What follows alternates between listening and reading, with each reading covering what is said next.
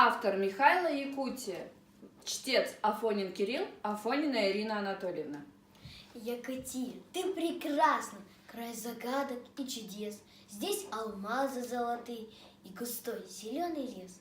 Здесь пушистые туманы и искристые снега, белоснежные барханы и в сияниях облака. Здесь стада оленей диких по бескрайней тундре бродят, а в зеленых рощах тихих глухари свой танец водят.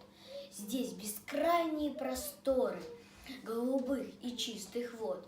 Лена мчит и режет горы, воды к северу несет. А подо льдом многовековым тайны недры сохранены. Здешним климатом суровым тайны те сохранены. Вдруг появится мерцание, озарится небосвод. Это с севера сияние в небе водит хоровод. Якутия, ты прекрасна, первозданную красой. Восхищаюсь тобой страстно, край суровый и простой.